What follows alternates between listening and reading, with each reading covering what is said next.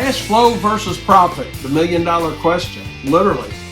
You know, a lot of times when we get into the lawn business or landscaping business or any business, we confuse the two and we think, man, I need to work, I need to work, I need to work. Hi, my name is Wayne Voles. I've been a business coach since 1990, helping contractors all over North America with the same trials and tribulations that I experienced as a commercial lawn and landscape contractor. And that was having a lack of understanding, as basic as it sounds, and please don't turn it off, but cash flow versus profit. I was out there working my tail off, thinking I needed more work, thinking I was going to cash flow the business and eventually I would work my way into profit margins, when it's not going to happen organically like that unless you're just extremely lucky. And that's why the failure rates for our industry are so great. You know, we think we're going to work our way into a profit margin when the reality of that says if we don't understand cost in the first place, we're not going to work our way into that cash flow and convert that into profit dollars for our company. So that's what I want to talk a little bit about today, is how when we concentrate too much on cash flow, it becomes a slow death for our company. And what I mean by that is we continue to add on more work thinking we're going to fix our problem, when what happens is we only get so much daylight, right? Regardless of what market you're in or where you're at, we work, thinking we're going to work ourselves into a profit margin, when what really happens is we get more jobs, then we have to buy more equipment, so our overheads increase and we got to hire more people.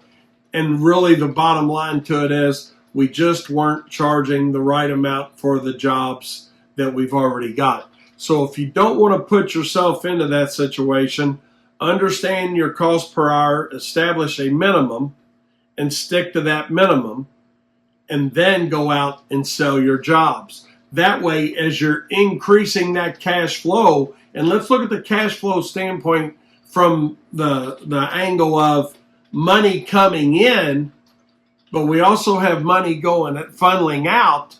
What's staying behind after you've paid your vendors, your suppliers, any loan that you may have, and paid yourself? What's staying behind? Because it's the enormous obligation that every company has to make a profit is what makes a company obviously more successful. And if we're trying to cash flow our way to profitability, let me just tell you, you're beating a dead horse. It's just not going to happen. So take the opportunity to understand your cost per hour of operation so you can get to profitability within your company. And it does take a while to work there. It really does. I mean, you hear it with, I don't know how many people may be watching Shark Tank and they say, hey, when do you foresee your company being profitable? You do work into a profit margin, but you got to understand the cost to get yourself there. And it's not always selling more jobs. It's selling those jobs at a certain rate that when you get to a set number of customers, you know you're going to be profitable. Because if you're making no profit at all, that's the slow death that I was talking about. You keep trying to cash flow your way out of it, and it gets harder and harder and harder, and you give up. For look at a large part of the industry, statistically, it's within 2 years, 3 years. Okay, we're losing half of us as an industry. So don't put yourself through it. Understand that, yes, cash flow is important, but also understand that most importantly is the profit margin that has to be realized in an efficient time frame in order for your company to stay competitive. And what I mean by that is, if you're going to continue to buy decent equipment, I'm not saying you got to buy brand new equipment, but if you want to be operating with decent equipment to reduce your downtime and your repair and maintenance expense, that starts with the ability to have a rotation and replacement time frame on your equipment. So you're not spending time either hand wrenching it on yourself or having to go to a dealer for service. I'm not saying a dealer's a bad place to go. I'm just saying downtime is very expensive. The windshield time to and from a dealer is very expensive, or to your garage or to your shop. So understand that the need to be profitable is not only important, but it's an obligation to yourself and your business and to your employees and to your customers, because you're going out, you're working hard, you're doing a great job.